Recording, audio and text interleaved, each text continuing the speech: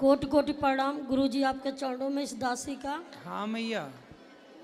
गुरुजी, आपसे मैं ये पूछ रही हूँ, आपकी कथा सुनकर जैसे ये होता है कि हम जो है मैंने मेहनत का पैसा खाएं, मेहनत का ही पैसा कमाएं, लेकिन हम आंगनबाड़ी कार्य करती हूँ, उसमें जैसे कुछ काम गलत तरीके से किया जाता है तो मेरा एकदम दिल बड़े ये होता है कुछ नौकरी को छोड़ दें। क्या गलत तरीके से करना पड़ता है? जैसे ये करना पड़ता है कि जो भी सामान आंगनबाड़ी में मिलता है, जैसे दाल है, तेल है, उसमें दरिया है, तो उसको जैसे ऐसा रूल बना हुआ है कि कुछ वहाँ देना पड़ता है। तो अब वो चीज़ मान लीजिए हम वहाँ बेचेंगे तभी तो चुरा कर वहाँ देंगे। यही चीज़ तो मतलब बड़ा अफसर जो है वो आपसे घूस मांगता है? जी, हर महीने हम लोगों को 1500 रुपया 2000 देना पड़ता है। तो ये पता नहीं है मुख्यमंत्री को वहाँ के? सब पता है, सारे वो सीरियल वाइज बना हुआ है। CDPO को दीजिए, सुपरवाइजर को दीजिए, बड़े बाबू को दीजिए, ऊपर तक जाता है। ये सारी इसी से ये दिल ये करता है कि ये अब नौकरी ही नौकरी है। क्या आपकी है? बस यही मैं आपसे पूछ रही हूँ। ना मैया, नौकरी तो करो पर उनको समझाओ कि भैया तुम नहीं हो भ्रष्टाचार। पाएगा, नहीं हो पाएगा गुरुजी, हर चीज गलत अच्छा किया अच्छा, जाता ये बताओ आप ना दो तो क्या होगा फिर? तो फिर वही जांच करेंगे, तमाम तरह की जांच कर कर कर तमाम प्रताड़ित किया जाएगा, हमको परेशान किया जाएगा। जी, बार बार चेक इन किया जाएगा। सही भी काम है तो भी उसको गलत, जहाँ 40 बच्चे हैं उसको दिखाया जाएगा कि 50 डालिए, 60 डालिए, उसका राशन है। यही हमको दिल में बहुत कष्ट होता है गुरुजी, बहुत कष्ट होता है। क्या समस्या है इस देश की कि कोई ईमानदारी से जीना चाहे तो जी ना पाए? देखो, सरकारी डिपार्टमेंट की ये स्थिति है। अब ये नगर कौन आंगनवाड़ी ICDS विभाग है। अब देखिए, आंगनवाड़ी भारत के कोने कोने में आंगनवाड़ी है, हर गांव में आपको आंगनवाड़ी मिलेगी।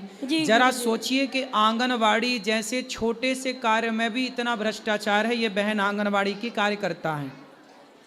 अब सोचिए कि आंगनवाड़ी लेवल के ऊपर महिला के ऊपर इस तरह ये मैया कह रही हैं कि हम आंगनवाड़ी के होकर भी हमें घूस देना पड़ता है। जब आंगनवाड़ी जैसे छोटे पद पर भी इतनी घूस है तो बड़े पद पर बड़े अफसर कितनी घूस लेते और देते होंगे? क्या चल रहा है इस देश में? अब बताइए, दलिया आता है बच्चों के नाम का आंगनवाड़ी में। अब जो इनके ऊपर अफसर बैठे होते हैं वो दलिया मांगते हैं कि हमारे को दलिया ला के दो, फिर वो बेच देते हैं ब्लैक में।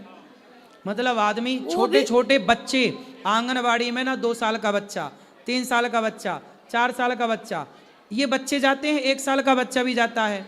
उस 1-2 साल के बच्चे का हक आता है, लेकिन ये अफसर लोग उसका हक भी खाना चाहते हैं। यही कष्ट होता है गुरुजी। और ये ईमानदारी से जीना चाहें तो फिर अभी जांच बिठा देंगे और बंद करा देंगे, ये नौकरी चली जाएगी। अब यही सोचते हैं कि इसको छोड़कर हम दूसरे काम करें, मेहनत करें, लेकिन वो काम गुरुजी हम लोग करें, एकदम दिल नहीं कर रहा है वो नौकरी करने के लिए। देखिए, 4 ईमानदार आदमी कैसे रहे इस भारत में, बताओ तो। सरकार खुद नहीं चाहती कि इस देश में लोग ईमानदार रहें। बात बड़ी ईमानदारी की करती है। क्या मुख्यमंत्री और प्रधानमंत्री को ये पता नहीं है कि नीचे से ऊपर तक भ्रष्टाचार चल रहा है? फिर क्यों ये बच्चों का दलिया खाने वालों की क्यों नहीं इनकी जो भी उचित कार्यवाही है, दंड है भ्रष्टाचार का, वो करे? क्या जरूरत है भ्रष्टाचार की? ईमानदारी से जियो। देखो, मुझे सरकार 1 रुपया नहीं देती। देखो, 1 रुपये का बिना सरकार के सहयोग के ईमानदारी से भीख मांग मांग करके ये दास अनिरुद्ध आप सबके भरपेट भोजन की व्यवस्था हो रही है। देखिए, सरकार ने अभी इसी वृंदावन में, मैं बताऊं, इसी वृंदावन में सरकार ने अन्न क्षेत्र खोला था 1 साल पहले। इसी वृंदावन में सरकार ने अन्न क्षेत्र खोला था, 1 महीना नहीं चल पाया। अरे रुकिए, 1 माह नहीं चला पाई सरकार। सोचिए, इतनी बड़ी सरकार, इतना बड़ा पद, इतना बड़ा पैसा, और 1 माह उनका अन्न क्षेत्र नहीं चला।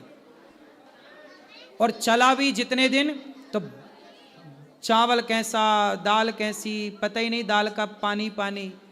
सरकारी काम है।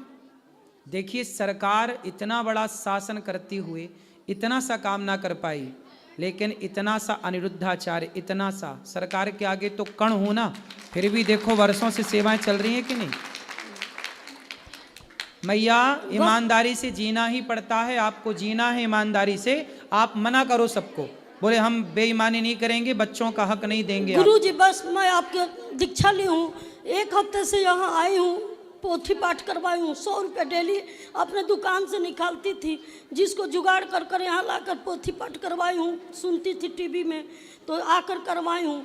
अब दिल नहीं कर रहा है, अब नहीं करेगी लोग की, अब दीक्षा ले ली हूँ, अब ये गलत काम अब नहीं करूँगी गुरुजी, बस सब लोग के लिए छोड़ दूँगी गुरुजी, अब नहीं करूँगी।